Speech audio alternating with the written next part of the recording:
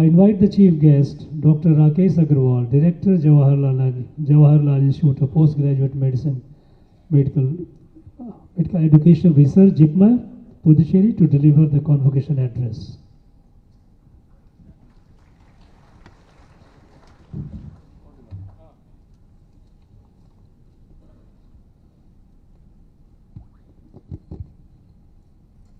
His Excellency, the Honorable Governor of Tamil Nadu and Chancellor of the Tamil Nadu Dr. MGR Medical University, Shri R.N. Ravi ji, Pro-Chancellor of the Tamil Nadu Dr. MGR Medical University, Shri Ma Subramaniam ji, Vice-Chancellor of the University, Professor K.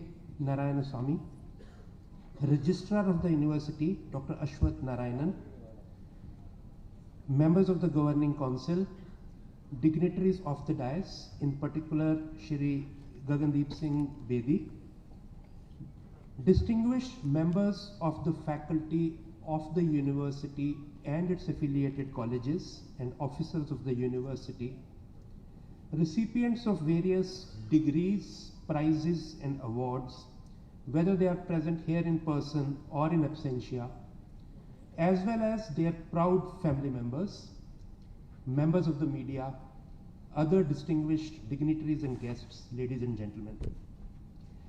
Good morning, Vanakkam, Namaskar. I am very pleased to be with you on the occasion of 35th convocation of the Tamil Nadu Dr. MGR Medical University. The Tamil Nadu Dr. MGR Medical University is among the most reputed medical educational institutions in our country. The university is engaged in imparting high quality education at graduate, postgraduate and doctoral levels in several fields of healthcare sciences, including medicine, dentistry, Ayush, pharmacy, nursing, physiotherapy, occupational therapy, and other allied health sciences across the entire state of Tamil Nadu through several affiliated colleges. If I remember correctly, I heard 765 colleges, and that's a large number. The university is well known not only across India, but also around the world. Its graduates are highly reputed, and they have set up and developed several centers around the world. Hence, friends, I consider it a privilege to have been invited to be amongst you today, and I thank the university, its Chancellor, Pro-Chancellor, Vice-Chancellor and other officers for inviting me here as a guest and giving me an opportunity to talk to the graduates. Let me begin with congratulating the degree recipients and recipients of various prizes and medals. I know the degree recipients are too many, more than 20,000, so they can all be here. But I'll try and talk to them also through those who are here. I guarantee all of you that today will be one of the most memorable and defining days in life of each of you. Dear graduates, this day marks the end of a long and tiresome period of education and training, culminating in a degree that certifies you, each of you, as an expert in your chosen field. You have completed a course of the most robust education and are receiving a highly valued, highly prized degree today. And as for the prize winners and awardees, you have completed your course with a much higher level of performance than even your peers. Only a small proportion of those born on this earth, our earth, reach this level of attainment. Hence today, you should be, and I am sure you must be, full of a sense of pride and achievement. My heartiest congratulations on this accomplishment to all of you, whether you are getting a degree or you are getting a prize. Bask in the glory of the day, enjoy, celebrate, be happy so that this day remains ever fresh in your memory. My congratulations. Next, I congratulate the family members of the recipients of degrees, awards and prizes, including the parents, and in the case of postgraduate courses, maybe spouses and possibly even children. They, your family members, have, remember through your life, sacrificed a lot over the last few years. They did this while you were busy with your studies and the pursuit of knowledge. Many of them have worked hard to earn money to pay your fees. They have lived alone, looking after all the social responsibilities of the family by themselves, without you. And in the case of postgraduate degree recipients, possibly even looked after your child or children, all alone without any help from you.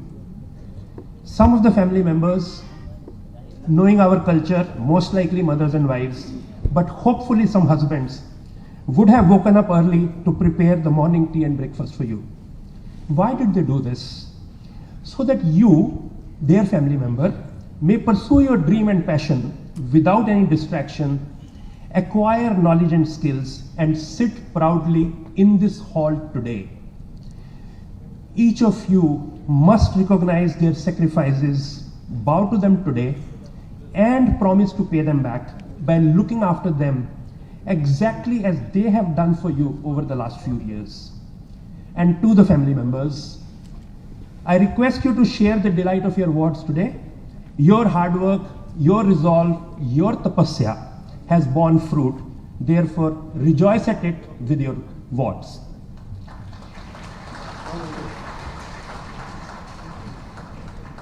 Let me also use this occasion to express my wholehearted appreciation for the faculty, staff, and the leadership of the university and its affiliated colleges. All the graduates must know that they, your teachers, have imparted you not only knowledge, but would have helped shape your thoughts, values, and careers and lives ahead. They have done this selflessly. In the Guru Shishya tradition of our country, I can tell you from my personal experience, after all, I was also a student once and among the degree recipients once, that you cannot and will not today realize the value of their contribution. However, as time goes on, you will find, as I have done, that your teachers have equipped you, each of you, with a master key, one that will open several different doors through your lives. In fact, any door the key will open. Some of the teachers will silently dot on you through life, keeping track of your progress. They will be available to you if and when you need them. They will be proud of you when you do well in life, and also be upset when you do something wrong, because it also brings them disrepute. Do keep in touch with them, and doing so will be to your advantage. They will help you when you are in a difficulty. So once again, my greetings and thanks to the teachers who have made this all possible.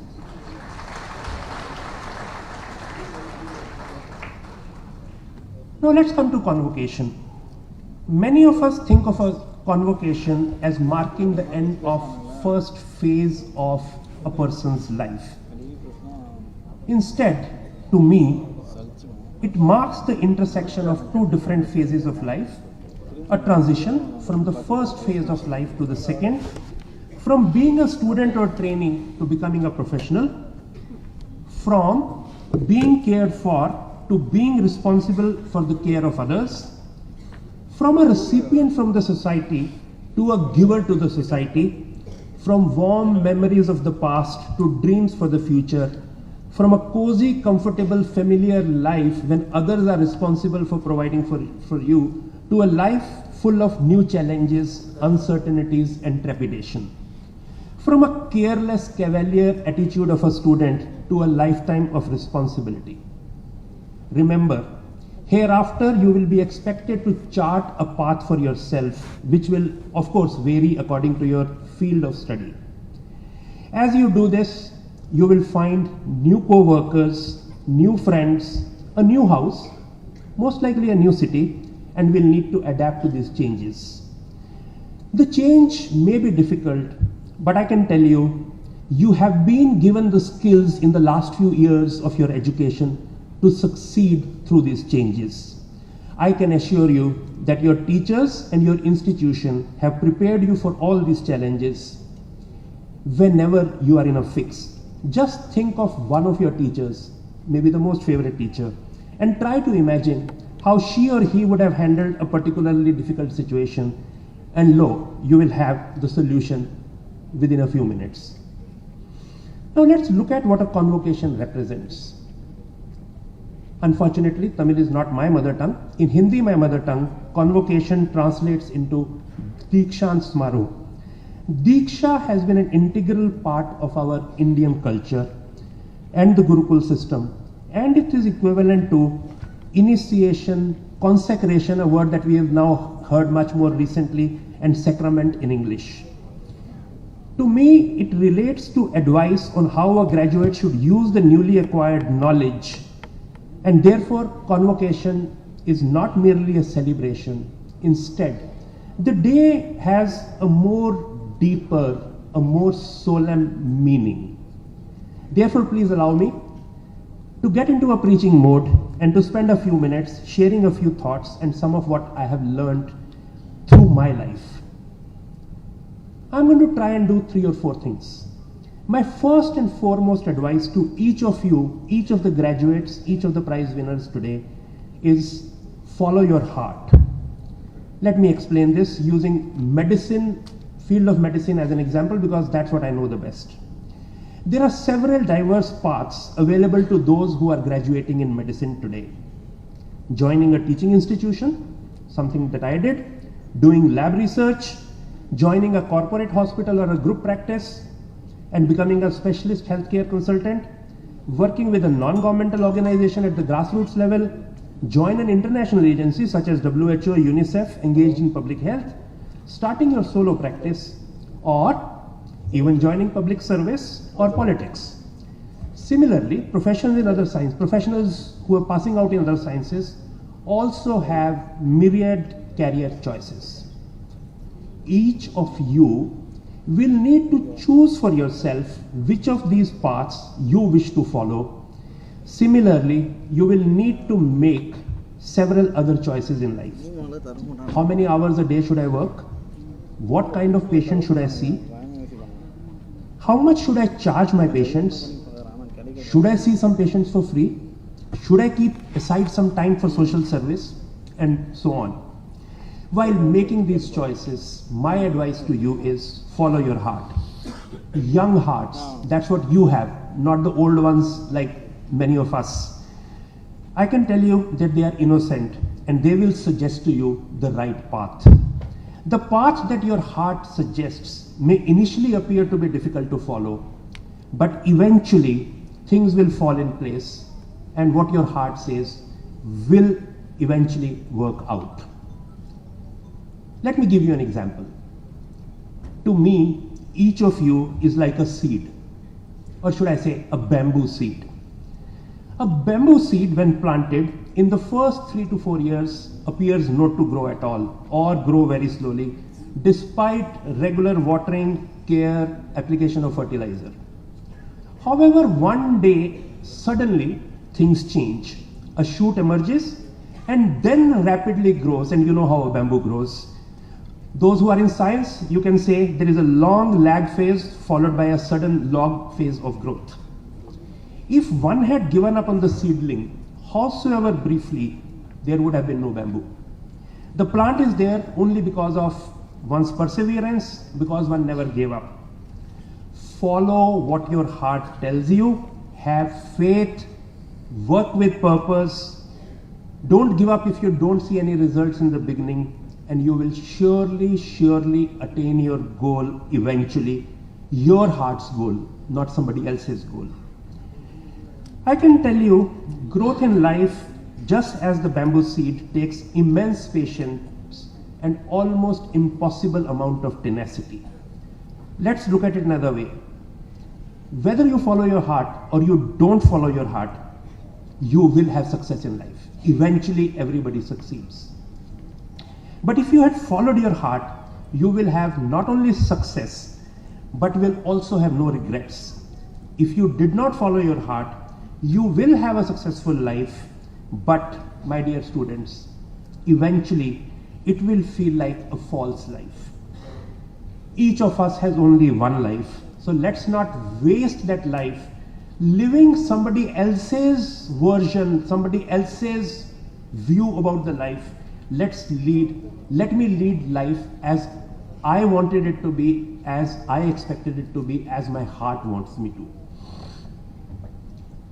While I ask you to follow your chosen path, I must also give you an advice not to be too fixed in your intentions or paths. You need to maintain a certain degree of intellectual nimbleness, a practical ability to change things. We are living in an era of rapid changes in society, and more importantly for all of us in science and technology, and several professions are undergoing rapid transformation and even disappearing. We don't know, with the advent of artificial intelligence, what's going to happen to radiology, what is going to happen to pathology. They may change. So you need to have an ability to change, and this ability will be an important attribute for each of you in the years to come.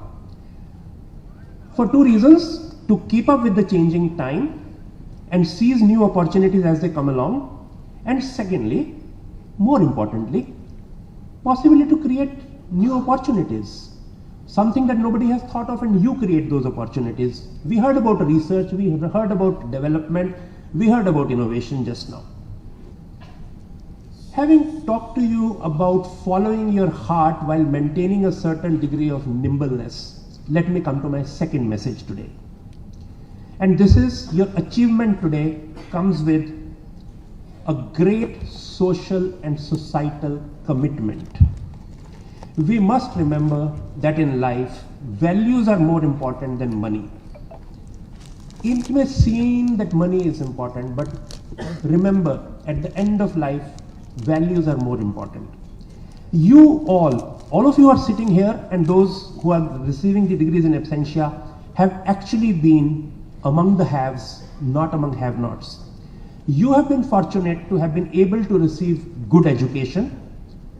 Everyone is not that fortunate. And each of us here needs to be cognizant of this and to work towards not only our personal ambitions, but towards upliftment of the entire community around us, the entire society, the state, the country. Each of us thinks that we should be wise, mighty, and wealthy. What does this mean? Who is wise? A person is not wise who knows everything. Instead, a wise person is one who's willing to learn from all people. Right here in this hall, there must be many others who see things very differently than you do, than I do, whose beliefs are at odds with your beliefs, my beliefs. Wise people seek out such people who are different from them and learn from them. Wisdom lies in tolerance, listening to others and respecting others. And that is a social commitment that we have.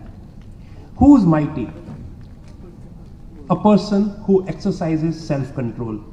As the great philosopher Aristotle said, I count him braver who overcomes his desires than him who conquers his enemies, for the hardest victory is over self.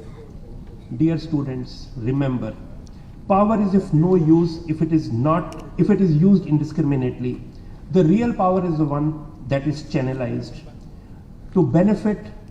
It's used not to benefit oneself, but to benefit the entire mankind. Let's look at something as basic as water and electricity. When they are not controlled, they cause harm in the form of floods, in the form of short circuit and fire. But if we are able to channelize them, then they are useful to us. And the same thing is true for power that the individuals have. If you channelize it for the benefit of the society, you would have been much more powerful, much more mighty. Who's wealthy? The person who rejoices in his or her portion, that is one who's contented. To me, the greatest virtue a human being can have is contentment. As Mahatma Gandhi, the father of our nation, said, this world has enough for everyone's need, but not enough for any one person's greed. Remember, as I said earlier, we in this room are all among the haves. We are young, we are healthy, and we will possibly be in the top 1% of our population in income as we grow up. We need to be considerate about the older, the feebler, the poorer. Use your education that the university has given you to benefit the disadvantaged people, and that is what matters in the long run. For those of you who have trained in healthcare fields, all of you, remember that medicine is not merely a profession, it's a calling. Since times immemorial, in all cultures, in all civilizations, doctors have been thought to have a higher purpose in life. They have been respected. Let's forget about a few incidents of violence here and there, but in general, they are placed at a higher pedestal. This does not change, should not change, and cannot change even in today's mammon-enamored world or the money-loving world. As a doctor, or for that matter, any healthcare professional, you are unlikely to starve. You will always have enough to live. To think of it, how much does one really need to live? Very little. If you can achieve that liberated state, which actually you have by getting these degrees, why should we not use our lives for helping others? And I exhort you to please try and keep this in your mind as you pass through your lives. Please remember that practice of medicine needs us to always consider other factors.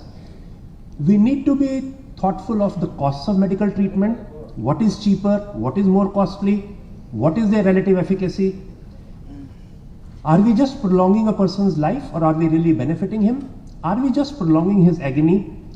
Whether the new treatment that we are offering is worth it or is futile? Would a less aggressive palliative approach be better over a more intense curative approach? What, friends, I find useful even at my age in such circumstances when faced with a dilemma is close my eyes for a moment, think of myself or a family member in the place of the chair where the patient is sitting in front of me, and I can get an answer very clearly. We in healthcare need to discuss and debate these issues, weigh them very carefully for every patient when delivering healthcare.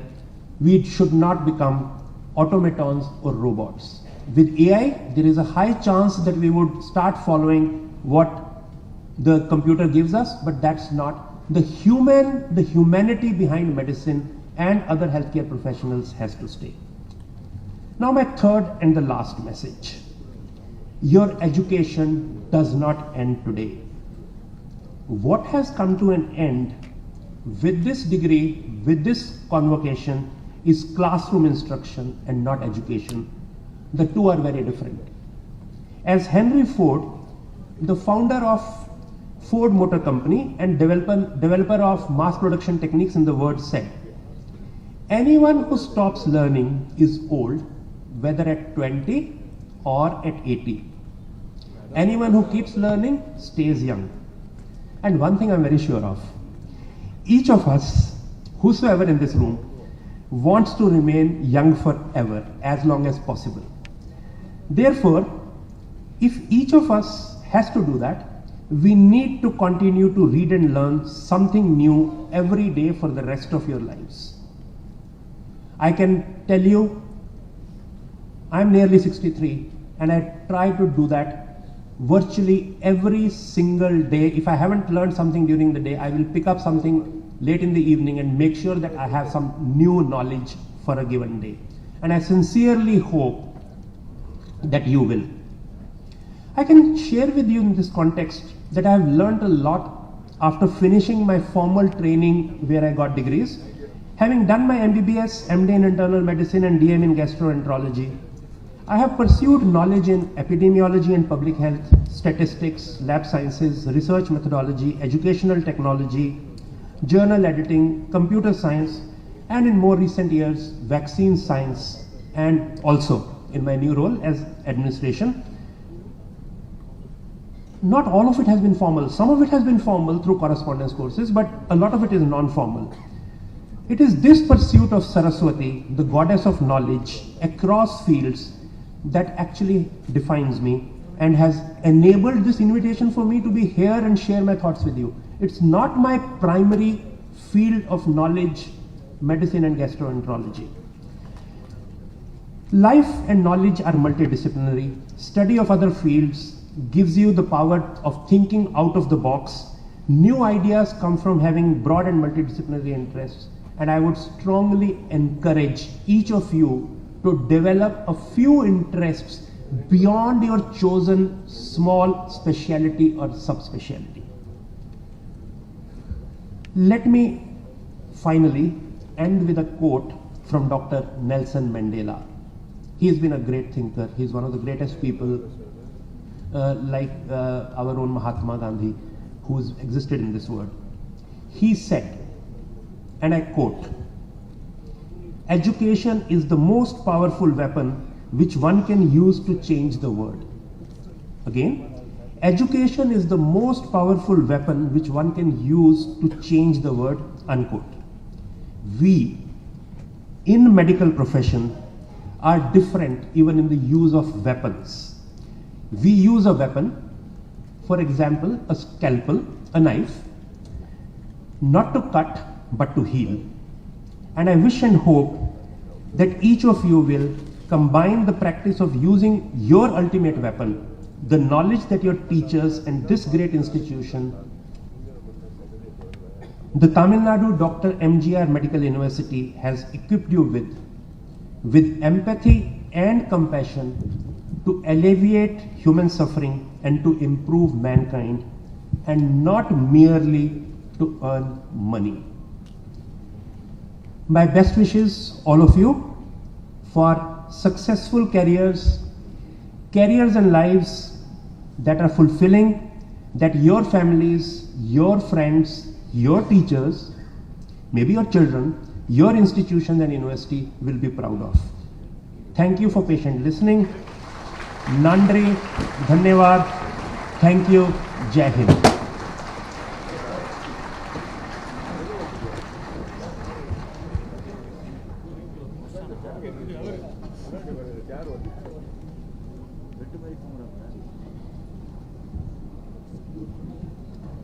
Let the candidates be now presented.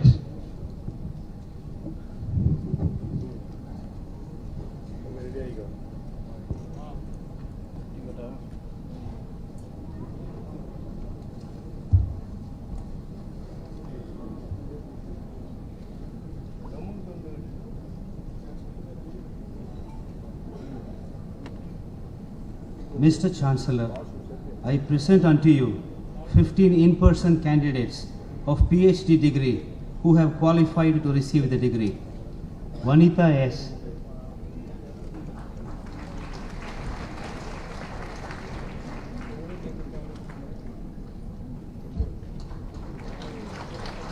Rebecca Manohar.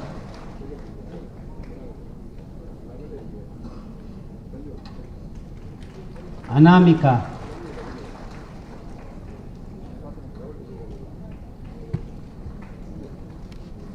Bala Subramanian.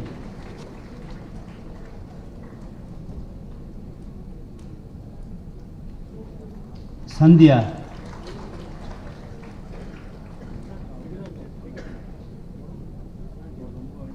Shivaneshwari.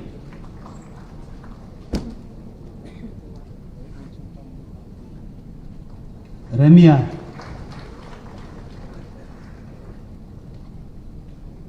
Jasmine Shailaja.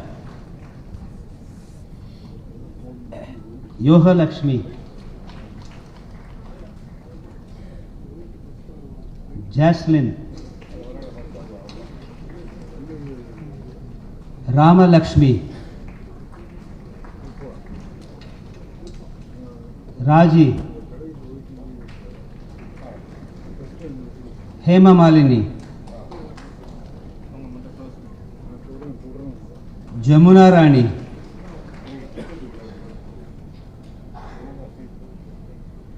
and Sudha Ratna Prabhu.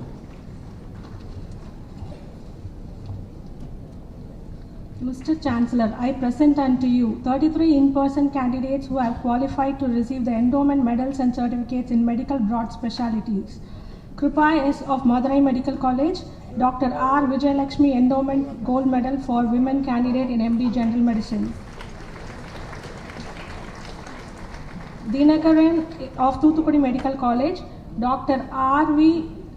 Rajam's 81st birthday commemoration gold medal, Professor Dr. G.B. West Endowment Prize, Irayadima E.A. Jiauddin Endowment Prize, Apollo Gold Medal, Dr. V. Mohan Gold Medal in MD General Medicine. Dr. Vijayalakshmi Sadasivam of Stanley Medical College, Tamil Nadu and Pondicherry Chapter IAPM Gold Medal in MD Pathology. Pooja Preeti of Tanjavur Medical College, the University Medal in MD Microbiology. Yarini of Madras Medical College, the University Medal in MD Physiology. Syed Ali Fatima of Madurai Medical College, the University Medal in MD Physiology. Aditya Indian of Keelpark Medical College, the University Medal in MD Pharmacology. Sujita of Viluppuram Medical College, Dr. Sir A.L. Mudaliar Endowment Prize in MD Pediatrics. Feroz Nagnath of Madras Medical College, Professor Arthur Daniel Gold Medal in MD Radiodiagnosis. Vaishnavi of Madras Medical College, the University Medal and Mrs. X. Espirith Selvam Gold Medal in MD Radiation Oncology. Ilakya of Madras Medical College, Dr. S.A. Kabir Proficiency Gold Medal, the Professor Dr. T. Srinivasan Endowment Prize and Dr. V.G. Appukutti Memorial Gold Medal in MD Anesthesia. Saranya of Stanley Medical College, Dr. G.V. Suraya Begum Gold Medal in MD Biochemistry. Balamurugan of Madras Medical College, the University Medal in MD Forensic Medicine. Constantia Dovita of Madras Medical College, Dr. Kesavulu Education Trust Gold Medal in MD Community Medicine. Nabil Fayaz of Madras Medical College, the University Medal in MD Geriatrics. Surega D of Madras Medical College, Professor Dr. D. Ranganathan Endowment Gold Medal for Madras Medical College and Professor A.S. Natarajan Gold Medal in MD Respiratory Medicine. Sri Rajagopal of Tirunelveli Medical College, Dr. M. Santosham Memorial Endowment Gold Medal, Dr. K.V. Krishnasamy Gold Medal and Lupin Gold Medal in MD Respiratory Medicine. Anjana of Madras Medical College, the University Gold Medal and Ramaya Murali Mohan Memorial Prize in MD Psychiatry. Saliha Tahsin of Madras Medical College, the University Medal in MD Physical Medicine and Rehabilitation. Jayashree of Stanley Medical College, Professor A.S. Thambaya Gold Medal, Professor Dr. Ruth Annamalai Gold Medal and Professor Jayakal Thomas Gold Medal in MD Dermatology, Venerology and Leprosy. Jyotsna Grace of the Tamil Nadu Dr. MGR Medical University receives the University Medal in MD Immune Hematology and Blood Transfusion. Saravanan of Tirunelveli Medical College receives the University Medal in MD Immunology and Blood Transfusion. Fatima Musfira Gauss of KAP Vishwanathan Government Medical College receives the University Medal in MD Anatomy. Nageshwaran Karthik of Madurai Medical College receives Dr. P. Vadamalayan Endowment Prize in MS General Surgery for Madurai Medical College.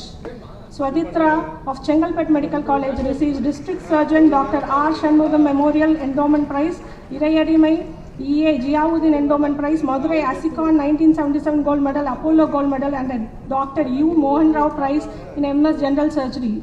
Kavya of Coimbatore Medical College receives Professor K.R.K. Prize in MS General Surgery for Coimbatore Medical College. Andu Vigneshwaran receives Professor M. Natarajan Endowment Gold Medal and Lupin Gold Medal in MS Orthopedics. Nivedita of Madras Medical College receives Thiru C.K. Kumarasamy 51st birthday commemoration gold medal and Dr. Rama Mohan Gold Medal in MS Ophthalmology. Pavitra of Madras Medical College receives Dr. S. Kameshwaran Gold Medal in MS ENT for Madras Medical College. Surya Sneha of PhD Medical College receives Professor Mohan Kameshwaran Gold Medal Endowment, AOI Prize Endowment, Dr. P.V. Cherian Prize and Professor Dr. K. Srinivasan Memorial Gold Medal in MS ENT. Anyam Shri Amruta Shai of Stanley Medical College receives Dr. Mira Sen Gupta Gold Medal, Dr. R.H. Kulkarni's Award, Professor Dharini Srinivas Gold Medal, the Mrs. Esther Sargon's Razaras Prize, the Dr. A.L. Mudaliar Prize, and the Lalgudi G. Gomati Amal Memorial Prize in MSOG.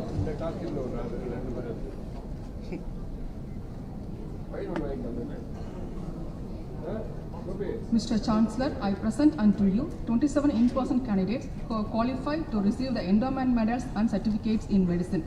We receive a volunteer of Madras Medical College receives MMC 1982 batch gold medal for first to final MBBS Madras Medical College. Gokula Krishna PJ of Stanley Medical College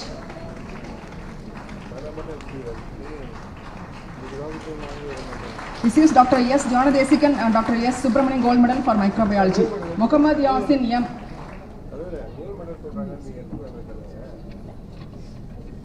Mariam Muhammad Ali of Madurai Medical College receives Dr. P. Vadamalai Endowment Prize for OG. Marian V. Rose of Madurai Medical College receives 3 medals. Dr. S. Rangachari Prize, Dr. B. Vadamalayan Endowment Prize, Balfour Memorial Prize for Medicine and Surgery. Sumaya Fatima of Madurai Medical College receives Dr. P. Vadamalayan Endowment Prize for Surgery. Monica Shri of Kirmani receives T.K. Mohan Lakshmi